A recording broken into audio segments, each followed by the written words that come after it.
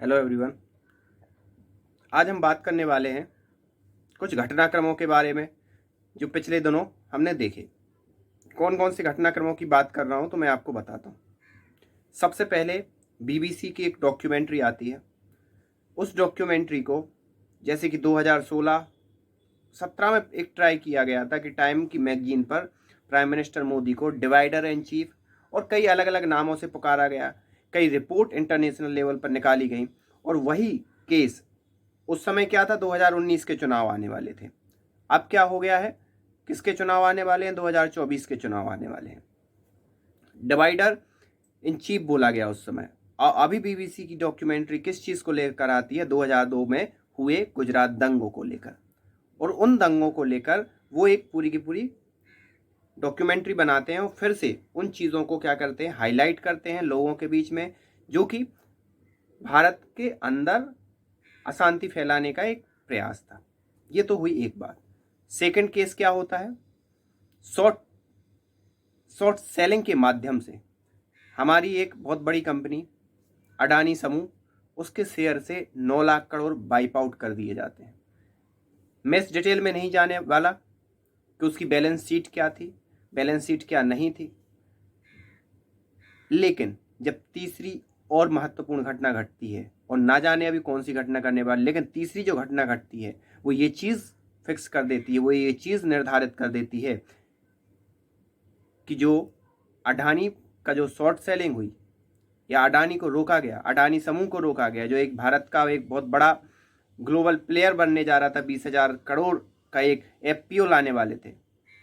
उसमें वो कई इंटरनेशनल लेवल पर कई एयरपोर्ट को, कई पोर्ट को क्या करने वाले थे, अधिग्रहण करने वाले थे, उसको रोका गया एक हिंडनबर्ग नाम की संस्था के द्वारा, जो अमेरिका में खुद बैन है। उस संस्था ने अडानी समूह के बारे में रिपोर्ट निकाली और अडानी समूह के शेयर एकदम से धड़ाम से गिर गए। और वो तो ये कहो कि अडानी समूह इतना पावरफुल था इसलिए सस्टेन कर गया, नहीं तो इस शॉर्ट सेलिंग से कई लोग बर्बाद हो गए। अब आप सोच रहे होंगे कि अडानी समूह का शेयर का गिरना ये तो मार्केट पे आधारित है, इसमें आप साजिश की बात क्यों कर रहे हो, आप प्राइम मिनिस्टर मोदी के अगेंस्ट साजिश की बात क्यों कर रहे हो। तो इसके लिए मैं आपको तीसरी घटना के बारे में जानना जरूरी है। तीसरी घटना है वर्ल्ड का सबसे बड़ा शॉर्ट सेलर, जिसने कई देश की इकोनॉमीज को तबाह कर दिया। उसका नाम है जॉर्ज सोरोस।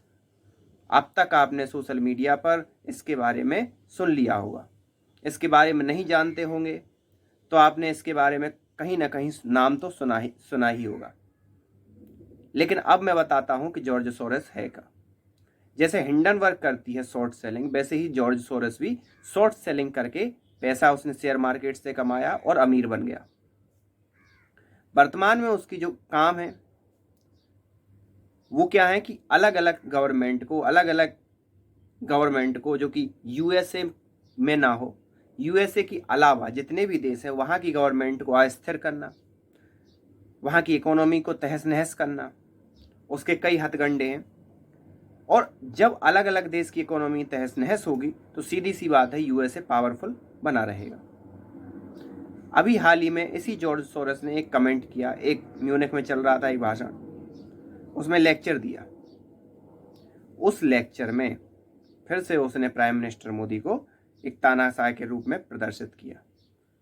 यहीं तक नहीं रुका, उसने अडानी और मोदी दोनों को कोरिलेट करते हुए एक बात बोली कि अडानी का जैसा एम्पायर रेत की तरह ढह गया, वैसे ही मोदी का एम्पायर भी रेत की तरह ढह जाएगा। इसमें थोड़े से और लिंक अगर देखने को देखें तो जॉर्ज सोरोस की जो एनजीओ है जो भारत के अंदर काम करता है, उसके कुछ प्रतिनिधि भारत जोड़ो यात्रा, जो कि एक हमारे विपक्षी पार्टी के नेता ने भारत जोड़ो यात्रा की थी, मुख्य विपक्षी पार्टी के नेता ने यात्रा की थी। उस यात्रा में उस मुख्य विपक्षी पार्टी के मुख्य नेता के साथ वो लोग देखे गए जो उस जॉर्ज सोरोस के ऑर्गेनाइजेशन या एनजीओ को क्या करते हैं, ऑपरेट करते हैं भारत के अंदर। अब आप समझ पा रहे होंगे कि आखिरकार प्राइम मिनिस्टर मोदी 2024 में प्राइम मिनिस्टर ना बन पाए, उसके लिए कहाँ कहाँ से क्या क्या हथकंडे अपनाए जा रहे हैं। और अगर आप अभी भूलते जल्दी हो, लेकिन अगर आप अभी भूले नहीं हो तो किसान आंदोलन के समय भी आपने देखा होगा कि कैसे ग्रेटा थंबरगर और अलग अलग अमेरिकन हस्तियों ने उस किसान आंदोलन को समर्थन किया था, भले ही उन्हें इस बात का पता ना हो कि किसान आंदोलन है क्या, किसान क्या होते ये तक नहीं मालूम होगा, लेकिन फिर भी उन्होंने उस टाइम पे उस चीज़ को ग्लोरीफाई करने के लिए, उस चीज़ को एक्सेलरेट करने के लिए ये चीज़ें मीडिया के सामने रखी और अपनी बातों को एम्पलीफाई, ये एम्पलीफायर टाइप के लोग होते हैं। तो ये आपको सोचना है कि ये क्या है क्या नहीं है। आगे आने वाले वीडियो में मैं जॉर्ज सोरोस के बारे में बताऊंगा कि आखिरकार इसने क्या क्या कांड किए शुरू से लेकर अभी तक। अभी 92 साल का ये बंदा है वर्तमान में, इसने क्या क्या किया ये आगे आने वाली वीडियो में आपको मिलेंगे। वर्तमान में ये आपको समझना पड़ेगा कि ये क्या सीक्वेंस समझना पड़ेगा इवेंट का, और सीक्वेंस की जो घटना इवेंट है जो नियरेस्ट होने वाले भारत के चुनाव हैं उसको लेकर है। तो आई होप आप समझोगे।